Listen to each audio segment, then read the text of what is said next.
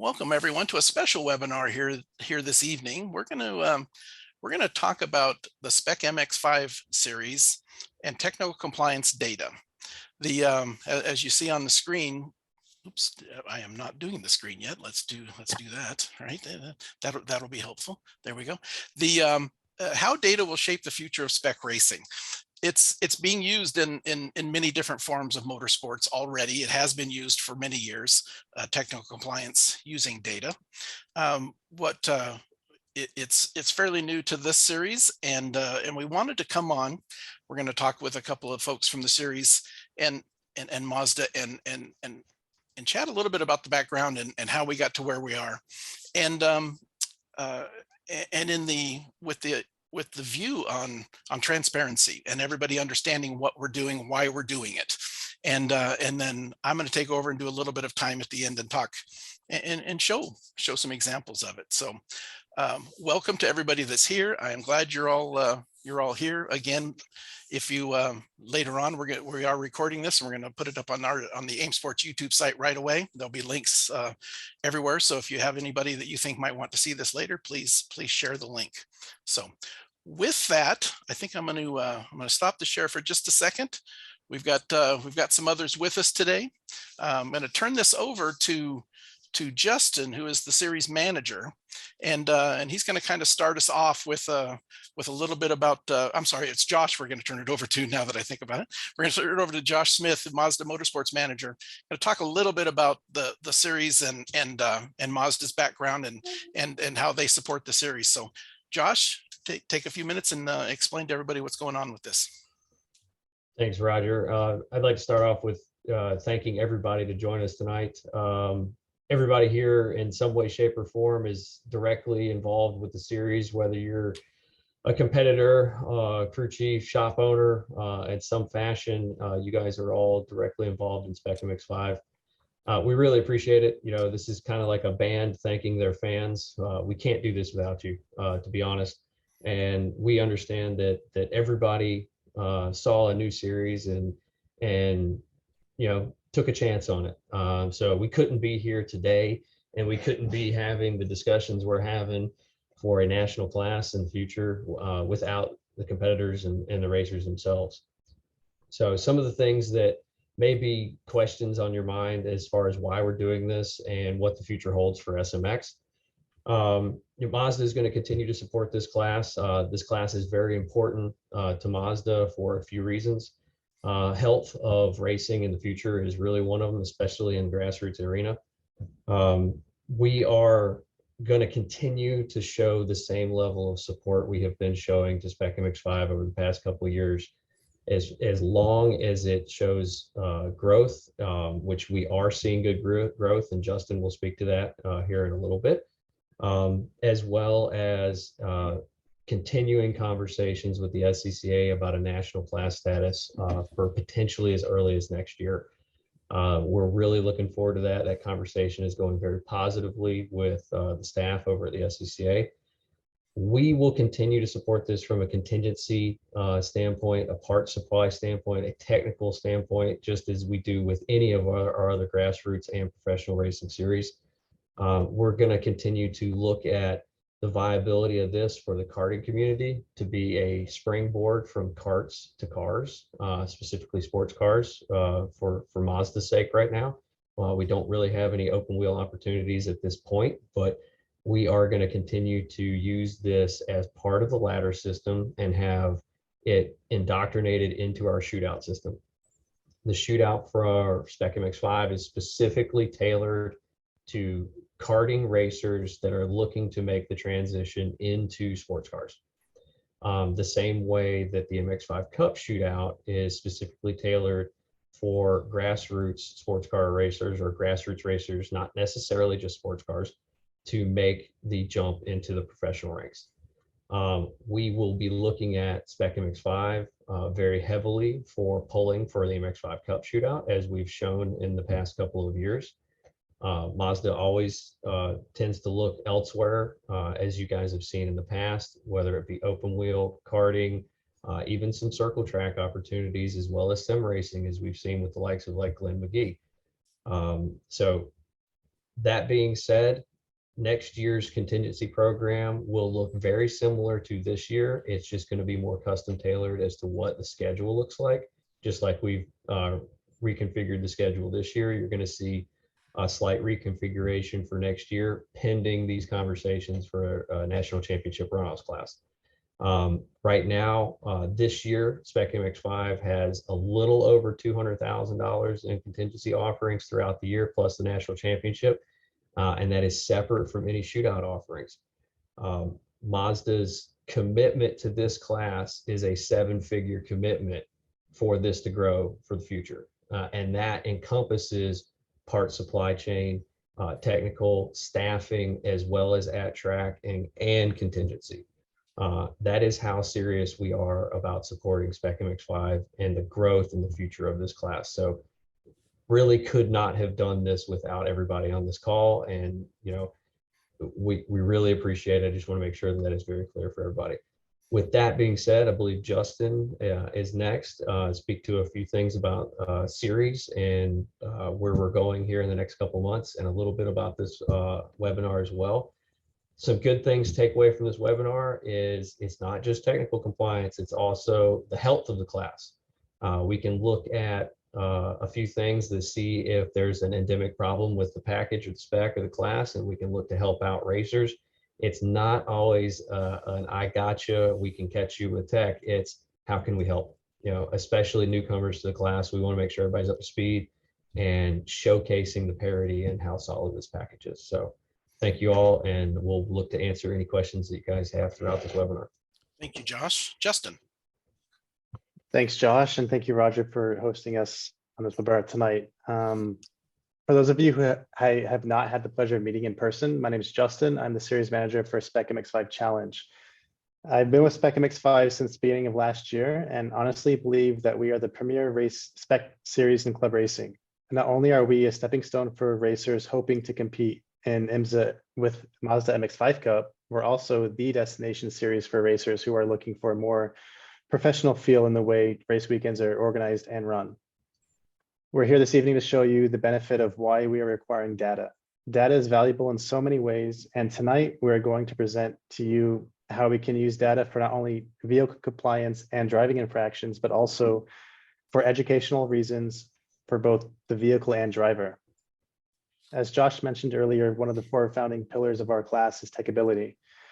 While we continue to do physical, immersive technical inspections at select races like we have been in the past, tonight we are going to briefly show you how we can use technology to achieve this goal by using data as the first level of technical compliance.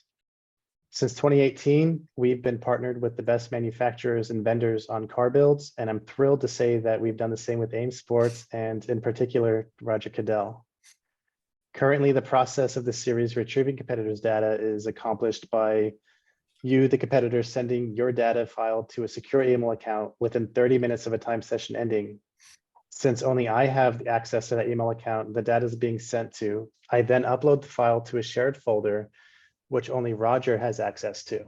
Roger will then immediately compile all of your data together to begin his analysis. This process happens within 30 minutes of a time session ending, so qualifying in both races, which is why we are requiring you, the competitors, to send us your data as soon as you possibly can.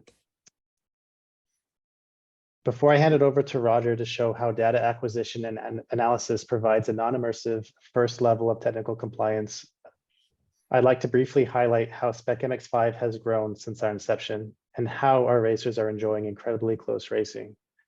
Roger, if you can put that chart on the screen, please. Thank you. Since our first race back in 2018, there has been constant interest and growth in Spec MX-5. One reason for this is the unrivaled OEM support for Mazda. Not only does Mazda Motorsports provide second to none factory technical support, Mazda also provides our racers with a very generous contingency program, which Josh briefly mentioned, but also the inclusion into the MX-5 Cup shootout. The main reason why I think Spec MX-5 continues to grow so fast has to be how fun and close the competition is. Since 2022, we've had over 15 races where first and second place were separated by less than a second, with our closest ever finish in Spec MX-5 being just 0.006 of a second which actually happened twice at Sonoma, believe it or not. For those of you interested in the series, I invite you to head over to our website to read more about Spec MX-5. I'll be including a link in the chat section where you all have been typing at the end of our presentation to a webpage called Why Spec MX-5. And that webpage provides a great introduction to our series. Also, please feel free to ask any questions you'd like Roger, Josh, or myself to answer. As we want to try and limit this presentation to around an hour, we won't be able to answer all questions. However, after the presentation, we will try to respond to as many as we can, and we will be sure to address all unanswered questions via email. Just so you know, this webinar is being recorded, so please share with others who could not attend. A link to rewatch this webinar will be placed on our website and socials in the coming days, along with the answers to any questions we weren't able to respond to this evening.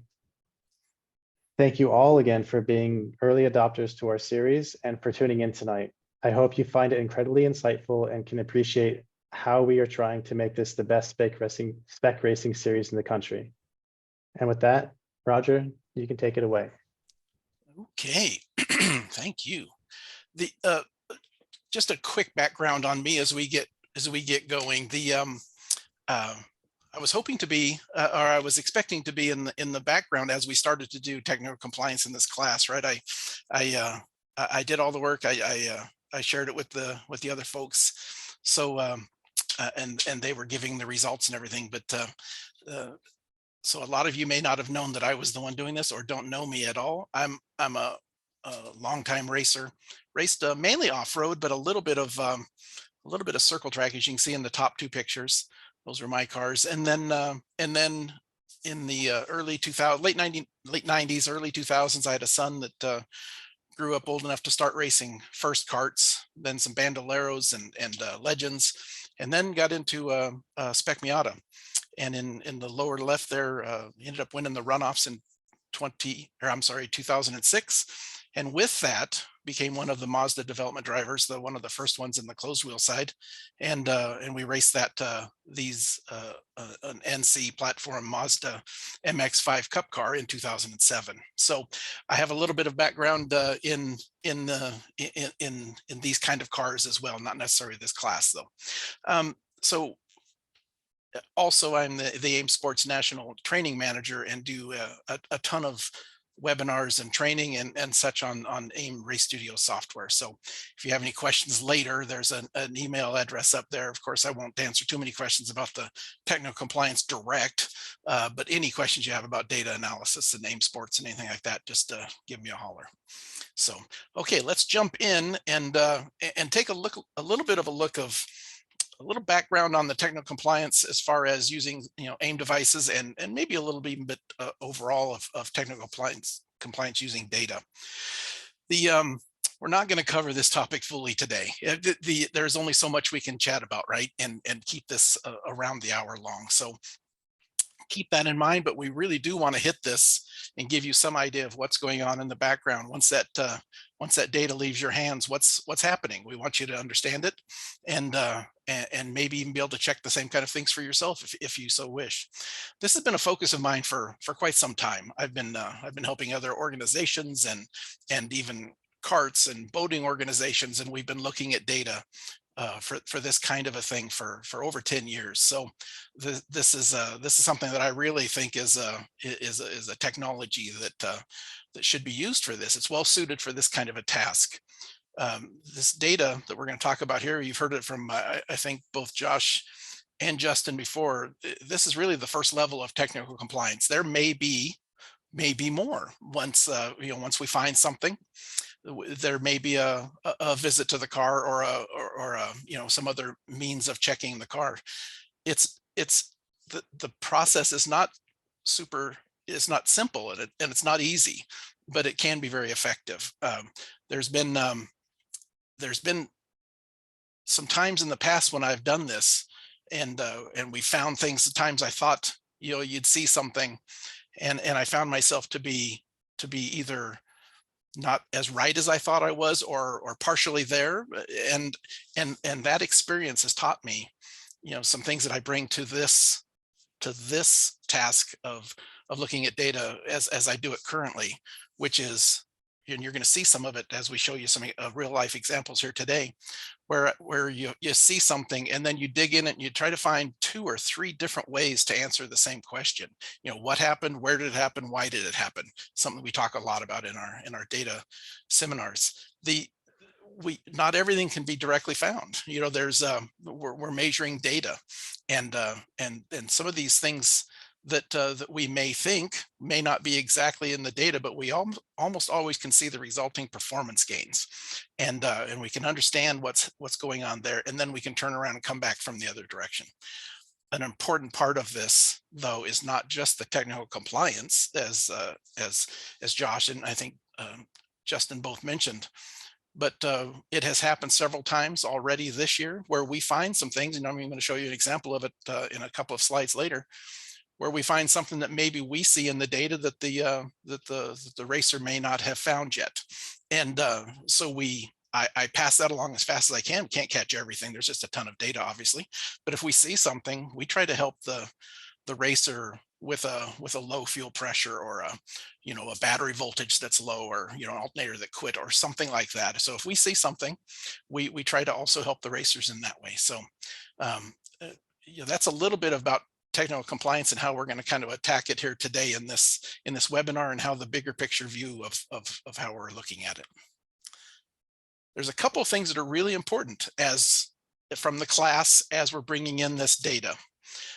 It's something that we haven't pushed hard on yet because we're still fine-tuning a new version of an ECU protocol that's going to come out, and I haven't wanted to have Justin send something out and just have to have you change, resend another protocol up. So always use the current protocol. It's what most of you are doing. Must be said that probably 80, 85, 90% are doing everything exactly right. The data is coming in. I'm going to show you a little bit about that in a little bit. It's just that every once in a while, just want to be able to remind everybody that the series is going to send out some documentation, protocols, channel naming, leaving everything enabled. Make sure you follow that, because as it comes in, that we have some processes that are built that take the same channel from everybody's data file and does something with it. And if you modify that, it becomes a little bit harder on my end. We almost always can fix some things, but we can't get results back to Justin and the tech team very quickly if I'm having to work with manipulating the data. So keep that in mind. I appreciate it. Oops. There are additional data channels. Like as of right now, there is a fuel pressure is mandatory in the cars. There's possibly more in the future, but again, the channel naming and sample rates and things like that are going to be something that needs to be uniform, because of just the way the process works. So as we get a little bit later in this year, and certainly over the winter as we get ready for 2024, follow the series direction, and whatever I will create documentation that I give to Justin. Justin's going to send it out. We're going to give you as much of screenshots like what you're seeing now, in order to make everything as uniform as possible. So we can do this as quickly as possible, get the results back, and as accurately. So keep that in mind as you work with your data. Again, most everybody's doing it correctly. We've got a couple that have maybe either are working on an old ECU protocol, 1 or 2 cars in the series, and maybe a couple that have changed some channel names. Haven't said much, but every time, just if you might be that one and you've done it, just keep in mind that every time a data file comes in, there's editing involved on my end to make everything work. So keep that in mind. And I'd like you to be nice to me and to keep and make this as fast and as easy as possible. Justin talked about the data transfer process currently, that it's an evolving process where as things are growing, we want to come up with the best way to get the data from you and into the process where we can do this technical compliance checks. What we're working on with AIM in Italy and the software engineers to come up with a process that we think will make it even easier for you. We're probably going to build it around the AIM cloud process that's built into AIM. Our priority is security, privacy, and speed. Typically even in that order, right? So what we're really working for is something that you don't have to stop your process attach that file to an email and email it off. It would be great if we could figure out a way to have your computer, you log in and have it automated, but only the files that what the series wants. We do not want every one of your every practice and every warm up and drive over to the gas pumps and stuff like that, obviously. So we're working on ways to automate this where it works out, so we're getting just the files we want. And there'll be some programming changes on the AIM side to make to probably make that happen. So look forward to that in 2024. The data importation. I'm doing exactly what you're doing when you bring your data to another laptop or something, not the download part, but bringing the data in. I bring the data into Race Studio 3, and these properties that you're filling out are helpful if you get those set up in the correct way. I just want to give you some information on what I'm doing in the background and to make it a little bit easier. The one that's the most important because of the way Race Studio 3 works is here on the left side. You've got the overall list of the tests that are in your database. I do just like you do. And what Race Studio 3 does is it separates those based on the track you're at, the date, obviously, and the series, the championship that you have listed.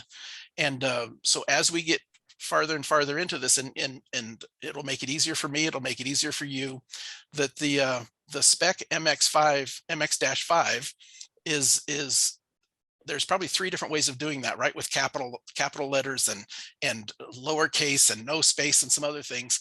And when that happens, these things create their own categories on my end. We're just going to continue to work on it and try to get it where you guys, once you do it, it's going to remember what you did last time. So once we get these things right, it's going to make it a lot easier to be moving this data around.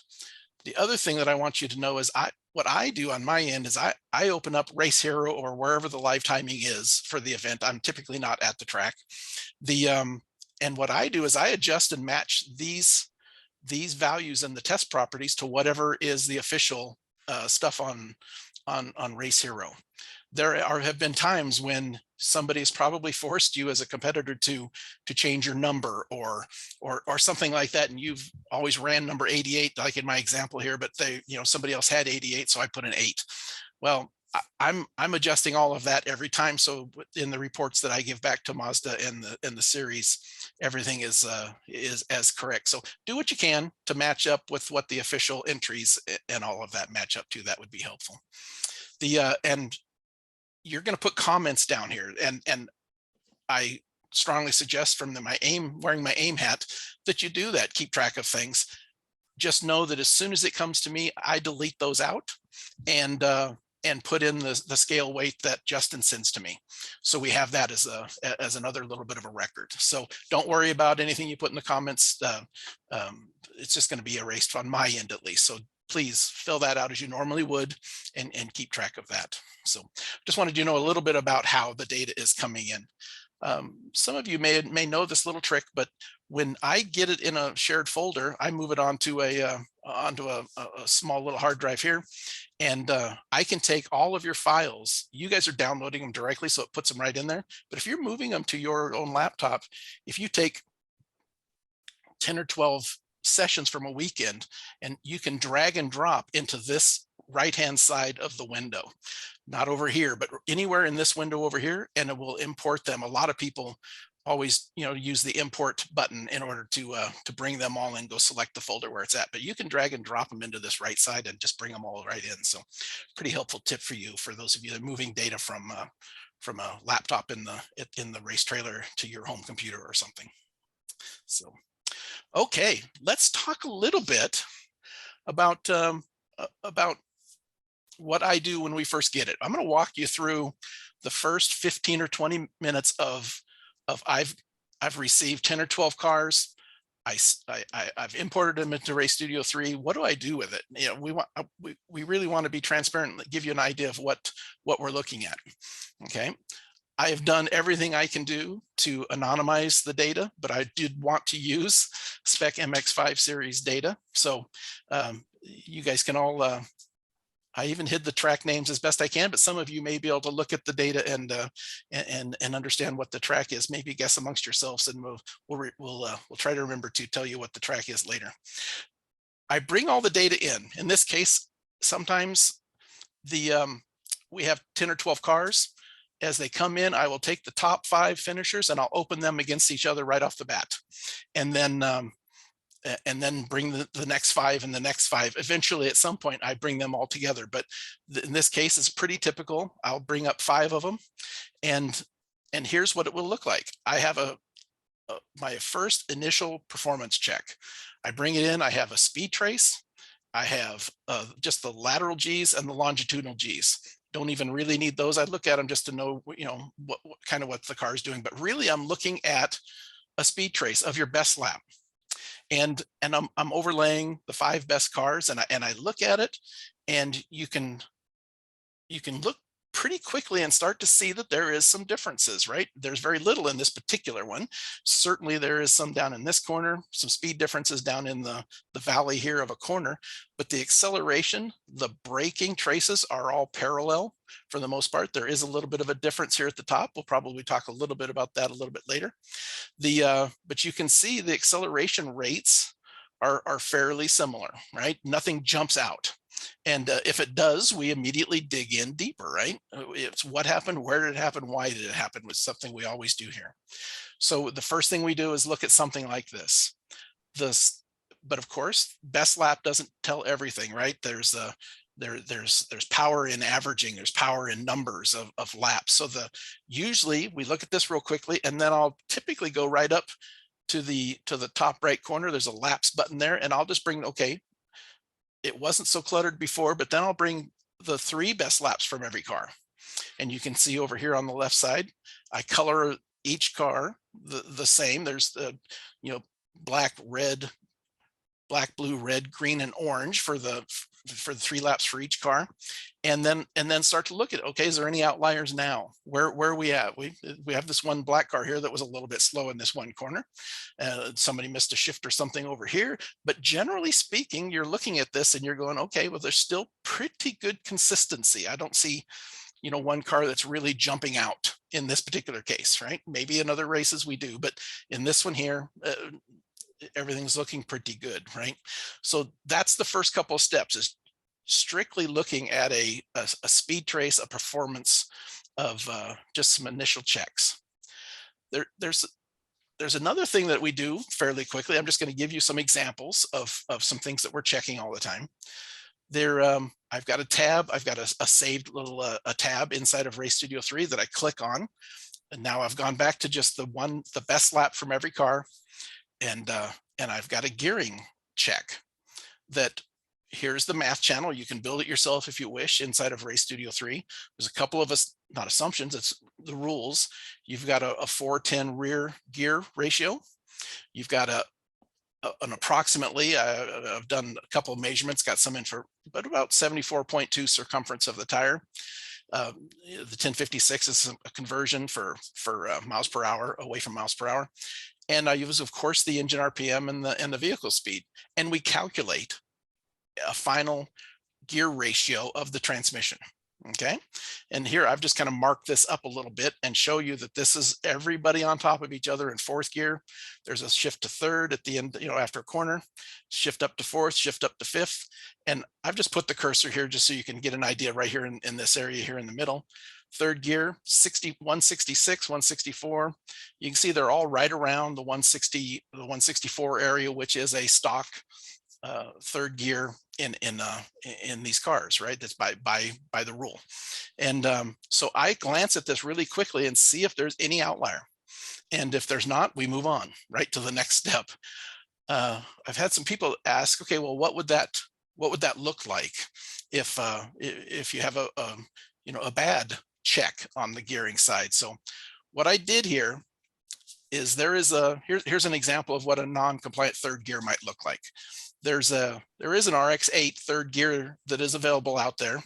It's a 154. That is 1/10 off. A 164 is the legal gear that you can run. 154 doesn't sound like a ton, right? that could be illegally used. It has not been. We have not found this. I mocked up this, by the way. But if you look at this, there's a black line with a 155, 154 gear ratio on this black data trace. Gives you an idea just how big of a difference that would show in the data. So keep that in mind.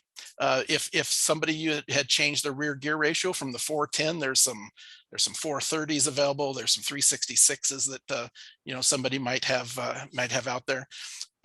Everybody, your entire trace would be different, right? So keep that in mind. Just something that we're checking literally every time. Every data file that comes in, I've got a set of tabs that I'm going through. This is one. It only takes about 5 seconds to glance across, and we're off and running.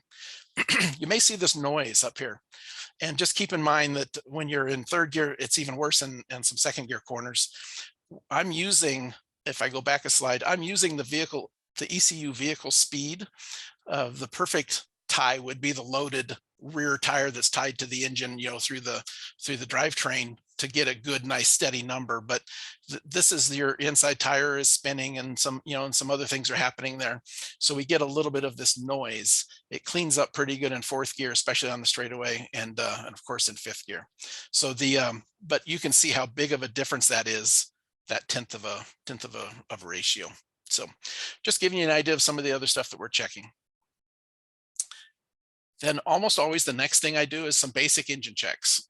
There is in the ECU protocol that's coming from the connection to the Mazda ECU, we're getting the intake air temperature, the water temperature, the things we're looking at here, the MAF sensor, manifold airflow, and the lambda.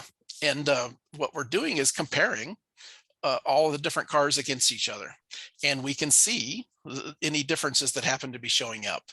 And you can kind of see here the two that typically hold pretty true to each other, the water temperature and the intake air. Down here we start to see some differences, but there is some things that we look for that are really out of bounds, and then some of the stuff where it is lower, you end up seeing maybe a car that isn't, maybe something's a little bit wrong, but the air fuel ratio is way rich. Those are some things that we can share with some people, but we look at performance versus those numbers, and we know what band it should be in and what these things should look like. And if I see something that jumps out at me, boy, we get on the horn, take some screen captures, and we start working that question. But these are also filtered. The word filtered you see in there. I've built some math channels that takes that ECU channel. So if you rename it, it becomes problematic for me. So I've taken that ECU channel and I filter these things down to only when you're above 90% on the throttle. So we get rid of a lot of the off throttle and the spikes and some other things that some of those channels might see in the data. So we're filtering it down to only see it during wide open or nearly wide open throttle. So some basic checks on an engine, and this is just one lap. The next step I typically do is I have all 5 cars still up here, and I zoom out to the entire run. And I start to look at it and start to get an idea of overall water temperatures, overall intake air. A little bit noisy down here. It's a little hard to see, but so we typically zoom in there.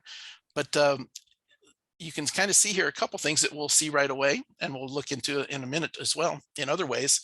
But look at the intake air temperature of this black car right where I've got the cursor. It's kind of interesting to see what it's doing. But as you come up, those of you that are in the cars and driving, you come up behind another car. Look at what that intake air temperature does when you get up there right behind somebody and you're pushing a little bit, maybe drafting a little bit. We see those air intake temperatures come up. These are little things that can help us when we do see some performance gains, maybe some speed on a straightaway that is towards the end of a straightaway. We start to look at it, right? Okay, well, what happened? Where did it happen? Why did it happen? And we'll zoom in. We'll show you a couple slides here in a minute where, okay, was it 2 or 3 cars together and they're cheating the air a little bit there and helping each other out with a draft? I can see the car that's behind. We start to see this pretty quickly. I can see that that is up tight against another car, and you can see the water temperature starting to go up when that happens as well, right? So all of these things that we can start to put them that that we see that starts to answer those questions, why at the end of a straightaway or in an area maybe there was a little bit of a burst in speed at the end.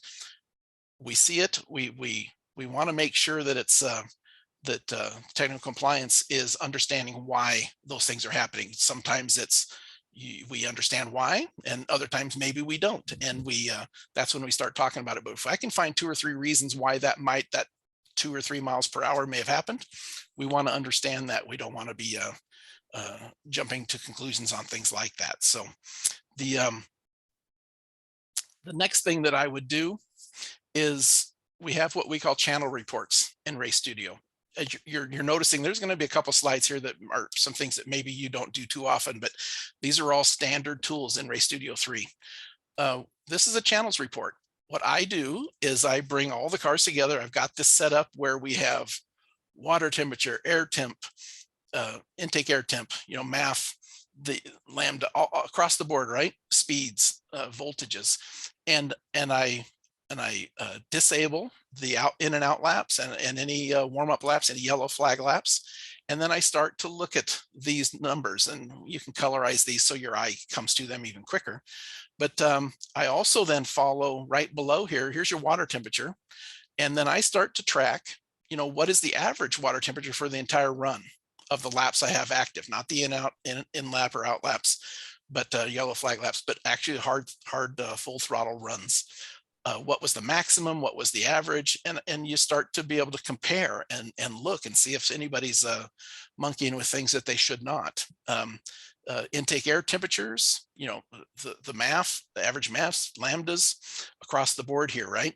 Including speeds. And I've even got old habits die hard, but I've even got average throttle position. I end up, I have to work hard not to become a data analyst, right? I have to focus on what I'm doing, but some things I like to look at the average throttle position and see if there's something wrong there as well.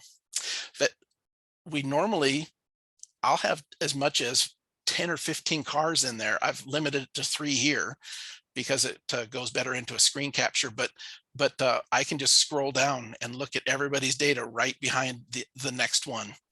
And this is a good example here of all the things I just talked about, but this one jumped out fairly quickly at me as well, is because if you look down here, there's a car that, an average voltage on these car systems, 13.6, 13.5 to 13.9, somewhere in there typically.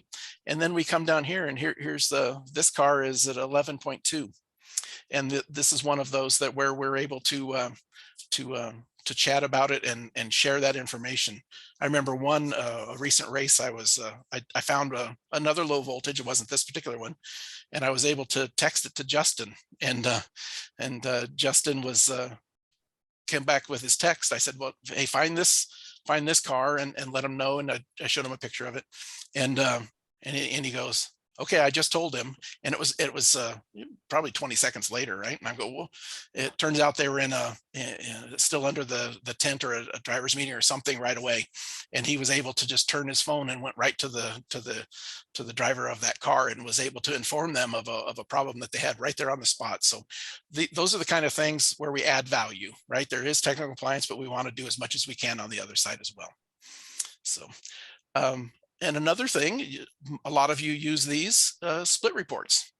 We jump in there and we start to look at these, especially performance-based, because that's what a lot of people are really focused on, and we want to make sure that we're as close as possible. But here is a straightaway that in a split report that I've created with a map that I built. I build different maps, sometimes 3 or 4 for over the course of a day of looking at the data. The first one is usually, I try to build a segment that has, I've looked at a bunch of cars and I built a segment of the longest straightaway, the fastest straightaway, where it's from when all of the cars are typically at full throttle. That's usually in a 40 or 50 foot window. And I go just past that and I start the segment and I go to where everybody is lifting for the end of a straightaway. And I tend to try to come back and capture wherever the first car is lifting, I go just before that. And so we're trying to make sure that it's a complete acceleration run. And so we don't get necessarily how deep a driver went into a corner or how early they were on the throttle, but I'm trying to get this acceleration run and then get these times. And then we were able to, and I've left them open here so everybody can kind of see them. This is just 3 cars. I've got 2 more on another page. I couldn't get, I wanted to show you 5 of them. So I split this one into 2 different pages. But here is the times through that segment, 16 point, and then, you know, you count these on down, right? And then down here below, we've got the average of these hot laps, full throttle laps, the in and out, and the slow down laps and stuff were disabled. So these numbers are true high performance laps of yet near their normal speeds, obviously, right? So we've got an average, we've got a median, we've got a their best time through is the blue one, their slowest is the red, and then we've got an average, right?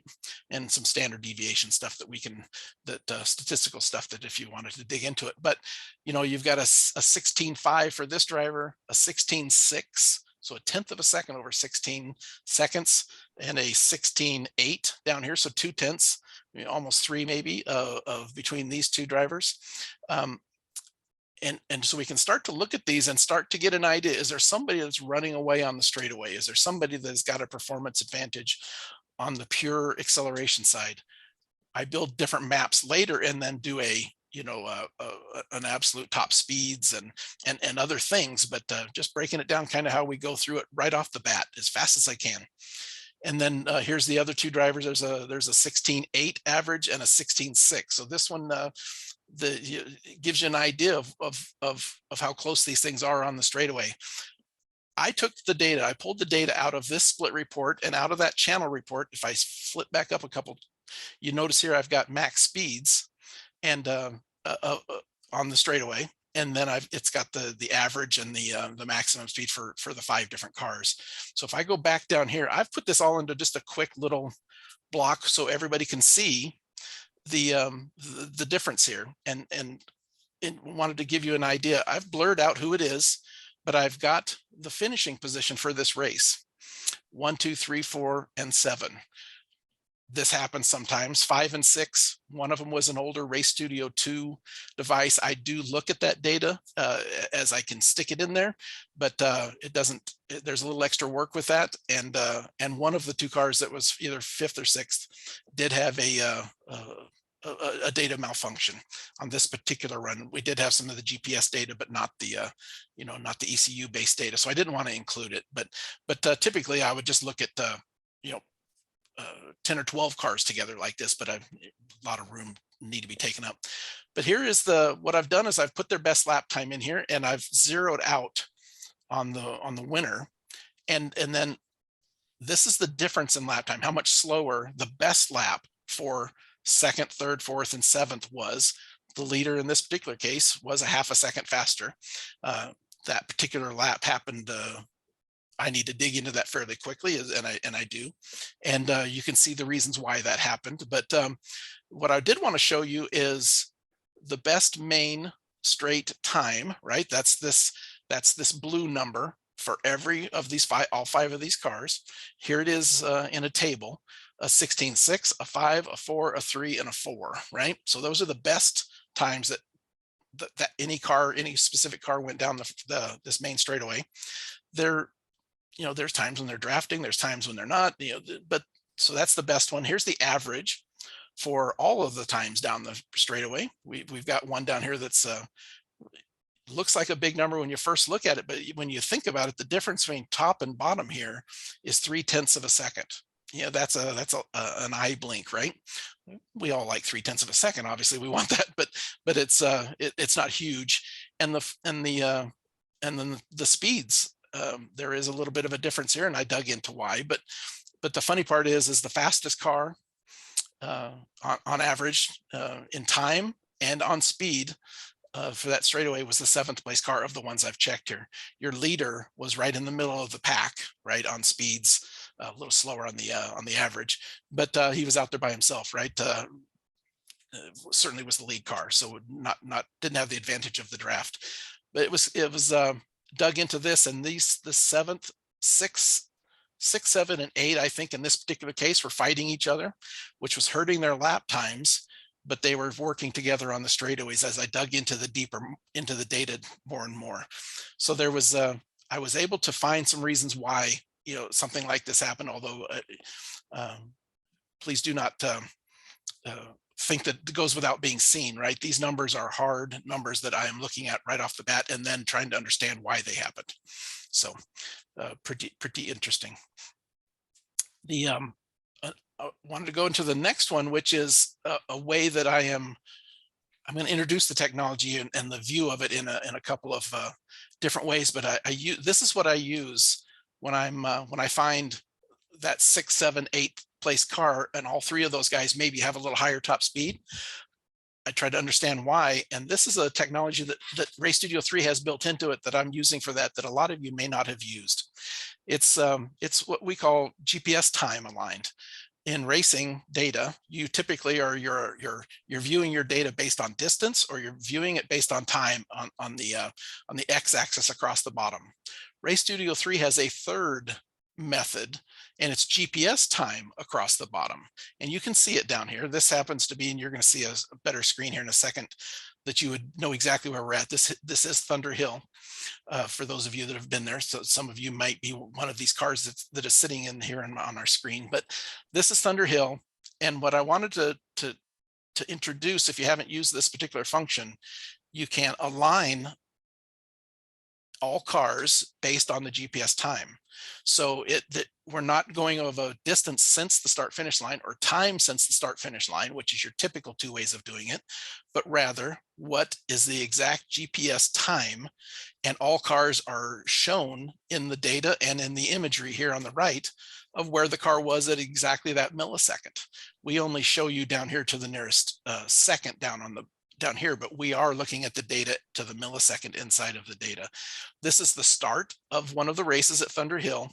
I put this green dot, it might be hard to see, but I put the green car here right at the start finish line.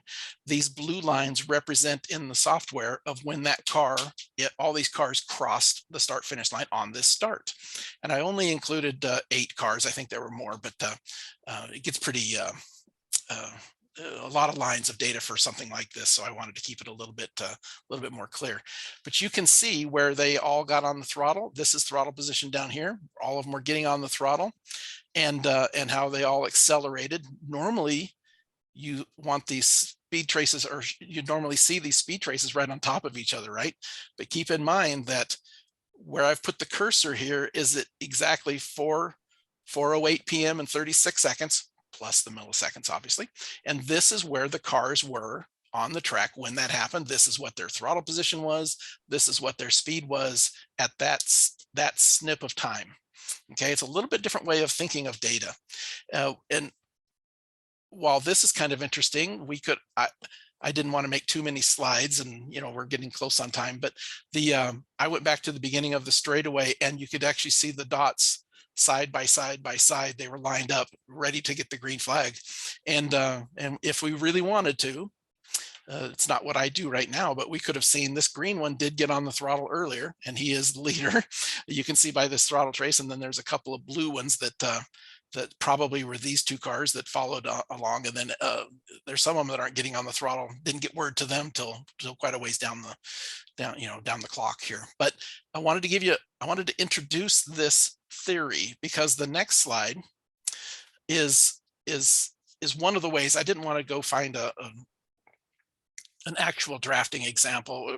We try to be as absolute, as anonymous as we can with the data, but this one does give you an idea of what we're doing. Here's Thunder Hill again, turn 2 on the way to turn 3. I only left 2 cars out there, but I wanted to show you. Here's the speed trace. Here we are at an exact moment in time. The blue car is behind the red car, and you can see that the blue one had been a little bit faster leading up to where we're at, probably caught up with them, caught up with the red car. And as he got closer, got up here, look at the intake air temperature. it went from both cars at 78.8, let's say 79 degrees air intake temperature, to as soon as he tucked in right behind that car, it jumped up to 100.4. So, you know, there was a 12-degree increase in air temperature. Those are the things that when I look at two different cars and they're out there working together, and I'm wondering why all of a sudden there's this increase in speed, you know, over here or whatever, and you begin, okay, well, why is that?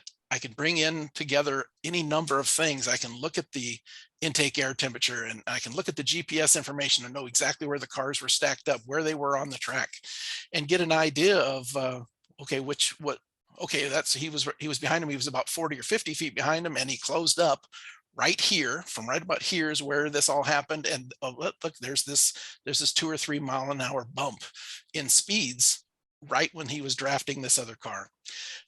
We can see the air tank goes up. We can see the water temperature, corresponding water temperature rise. We can see that the red car and him swapped right long after this, and now the red car is in front and now or behind. I'm sorry, and then got over to this corner, which I think is the crow's nest or whatever they call that over the top of the hill, I believe. But you can see that he had a run on the blue car and chose to roll out of the throttle. Could not make the pass right then, slowed down, even though he was right on the car's tail. So little things like that. I only share this to give you an idea of the power of when we have all of these cars together, and we have this kind of data that's available to us to be able to review and understand why certain things happen. If we can't figure out why something happened and there's a car that's always faster, we're going to take it from the first level to the second level, and we're going to talk to the series, and they will make their decisions based on that. But I wanted to give you an idea, and this GPS time aligned is just another tool that's in our toolbox to be able to understand what's going on out there. So, okay, the last thing I want to talk about before we open it up for questions in just a couple of minutes. If you haven't put a question in there, and the folks are reading those questions, and if they have some questions, they will let us out there. I do see one real quick. PPS stands for pedal position. The MX-5, we have two of those in the car. One is the pedal position itself, and one is the throttle body. And that's another check that we do. I just don't have, there's so many things I need to check. There's so many things I check but can't talk about in this one. We double check that all cars have the same pedal position versus the throttle body opening. So that's just another check that we do. But PPS is throttle position. The PPS2 is the actual pedal, where the new ECU protocol that we hope to have out to you as soon as we can. We're getting it created and tested and built. There will be a TPS, or throttle pedal position, and there will be a throttle body. We'll name those a little bit better. So PPS2, you're not wondering what those are. There is a data report that we've just recently released in Race Studio 3 that is we're going to continue to try to adjust it and build it and make it for things that you might use it for your qualifying versus your race versus your next race, or if you have 2 or 3 teammates, you'll want to bring them all in here together. I'm using them to have the different cars put together. But there is a report we can, in this case, I have 6 cars that I've brought in here. Just this is a different track, different area, but it's a data report. We bring those in, and you can set it up where it shows you in these whisper graphs the different data of anything you really want to set. Of course, sector time is there all of the time. This is the time. These are tenths of a second down here across the x-axis of these 6 cars. Individual dots here are the actual laps that I selected. In this particular case, I told it, show me the 7 best laps, the 7 best sectors, 7 best times in this sector, not necessarily the 7 best laps, but the 7 best sector times. So it goes in there and digs in a little bit deeper and doesn't just show us your best lap, but the fastest you were in that particular sector of your 20 laps of the race. Each of these dots is an individual sector time, and then it statistically goes in, and the larger box is 50 percentile, or 20, yeah, 50 percentile. And then these lines that are off to the side is 25% on each side. So it gives you an idea of how consistent. By the smaller it is, the most consistent. And then the outlier dots, like let's take this green one. There was run lap there that he was a 14.4 through there. He also had a 14.0 was his fastest. And then the other dots, and then the line right here is the median, and the box shows the consistency. Okay, so visually you can look at this pretty quickly, and this blue one might have been the quickest, and then the orange one, maybe the purple, but in reality, we're talking of about a tenth of a second here, right, in this specific instance. So it's fairly tight, even though it scales itself, so you start to pick up on it. The second one I've set up here is maximum speed in the same exact sector, and this is the 7 best top speeds in this particular sector of all of these 6 cars. And there was one lap here that this blue one, 120 point, if you kind of look at that, these are half a mile per hour. So, 120.2 and another lap of a 116.8. I would then, not immediately, unless it was way out of order, that lap, I can figure out which lap that is by the software shows us. And then I would go look at that lap and, okay, well, why? Is this something that this driver just did? Is there something going on here that's odd, or was this a draft, or was this a great exit of the corner before, whatever it happens to be. We want to figure this out, but this gives us a pretty good idea. The second one that I've just set up here as part of this report, it's user definable. Here is the average speed for the sector, and here's the minimum speed. So this is the corner coming onto the straightaway and what the driver's speeds were. And these are 1 mile an hour blocks down here. And this is the average speed. So the entire, entire sector. So again, ways that I can look at the data real quickly. You may be able to use this for you and your teammates, or you're qualifying versus your final and you made some adjustments you want to see. We can have corner sectors, we can have straightaway sectors. All of this is set up in the data report. It's pretty easy to use. So just ways of that I look at the data and study it fairly quickly to start to dig in. So I wanted to give you an idea. I think that was that was the last slide. I wanted to give you an idea. We're right at the top of the hour. An idea of just some of the things. There's probably 7 or 8 here. I've probably got a list of 18 or 20 that I go through as fast as I can, and we're always adding more as Justin or Josh gets feedback from the racers and what some of the racers think. It's a typical racing mentality, right? People think somebody else is doing something. Well, as soon as I hear about that, I put it onto the checklist, right? And see if there's some ways that we can find that or debunk it if that needs to be as well. So I hope that gives everybody a little bit of an idea of some of the stuff that's going on in the background with your data. With that, I would like to bring in Justin and Josh. I don't know if there's any questions that have been there. We're kind of up against it, but Justin or Josh, do you have, is there any questions that we might want to try to answer? I think everything that's been submitted so far, we've been able to answer appropriately, but we do welcome questions. I see James Brown is putting a question in about Spark Advance. James, that is something we were working on. We had that back to the old Playboy Cup cars and the protocol. For some reason, we have missed that piece of data, but we realize that it is very useful and we are working on adding it. And I do believe, Roger, correct me if I'm wrong, we are going to add knock sensor retard as well. Those two plus ABS usage when the ABS is in use, something that the folks want. Josh, you might want to answer Mark's question. There is if I said that wrong, I want to make sure that one is clear. Oh no, yes. To answer Mark's question, I'll read it for live for everybody. Mark asked if ECUs will need to be sent back for a reflash for the new ECU protocol. No, the ECU protocol is specifically what AIM can read from the computer, not what we are rewriting into them. It's essentially a CAN bus sniffer. So we need to be able to make sure we're pulling all the lines of code that we deem useful through the AIM protocol. So anytime we do an AIM protocol update, it's just make sure that your AIM is up to date so it can read every line of code that we are trying to read from the computers. That's all. Yeah, perfect. It's the boy, that one kind of scared me a little bit.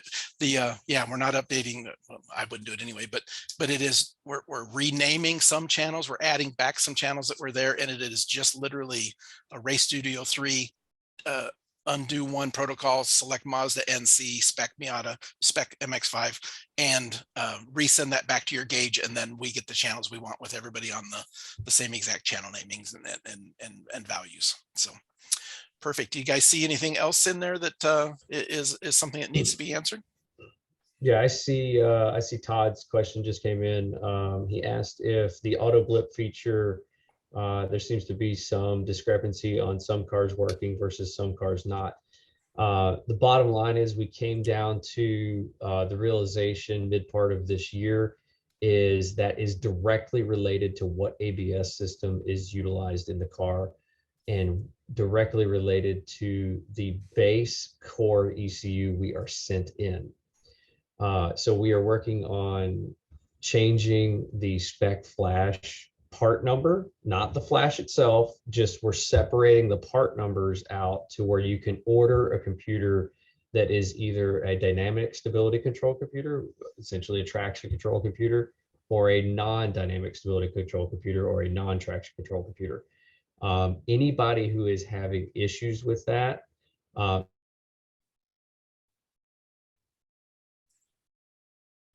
don't know if Josh, you froze up. Justin, you're still there, right? Yeah, I'm still here. Okay.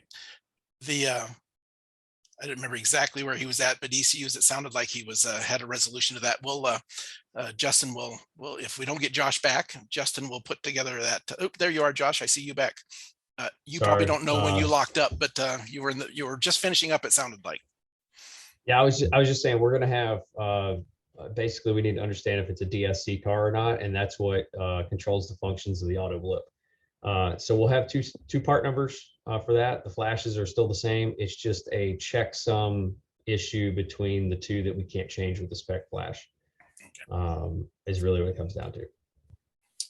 Okay, I don't see anything else that jumps out at me that you might want to answer. Do you anything else you guys want there before we kind of close it up? By the way, other than yeah, other than appreciation. Perfect. Yeah, thanks for joining us tonight. We really appreciate it. We know it's late night. Roger, James Brown's asking, is the data shared or sold? It is neither. That is kept to us.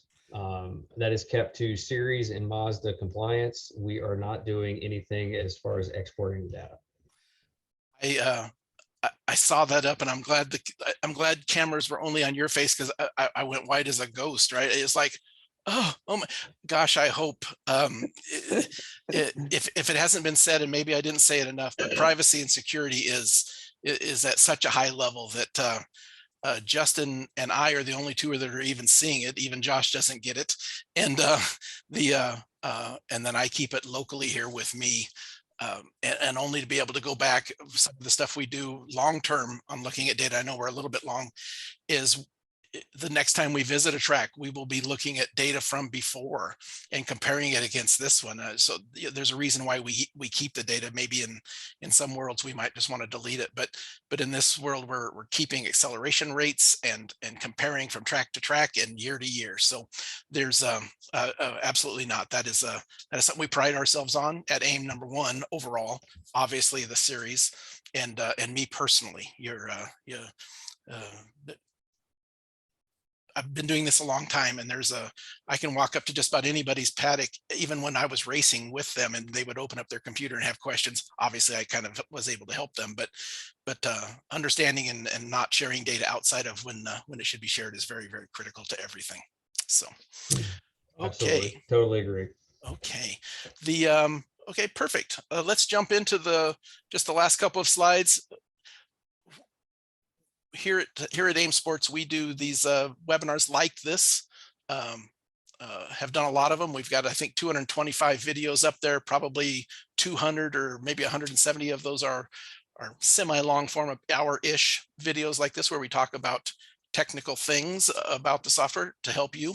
If you need any other help, make sure you check on our YouTube site or give me a holler and I can lead you to certain videos if it helps you with your data analysis needs. So there's a whole library of videos that are out there for everybody to take a look at.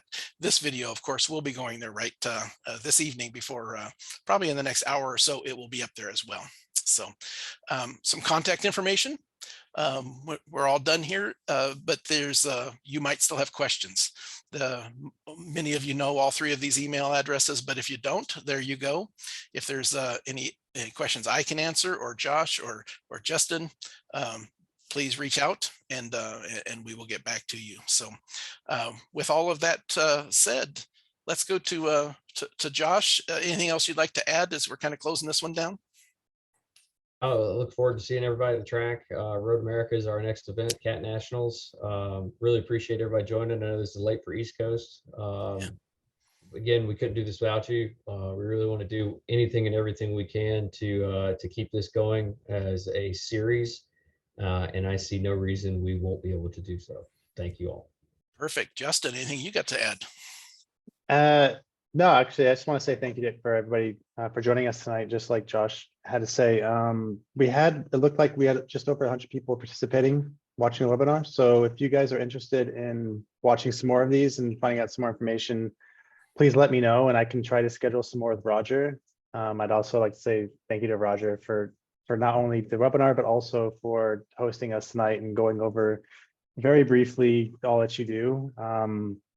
And with our racers, I hope that you're able to see why I'm very strict in requiring the data within 30 minutes, just because the amount of information that Roger compiles, like not instantly, but like really, really quick, like we need that information as fast as possible. So I know it was a bit of a challenge for some of you to accept this new rule set, but I really do hope that you understand why I'm on you guys and emailing you guys and at the track. I'm telling you guys, send your data, because it's very important that Roger gets this information as fast as he possibly can.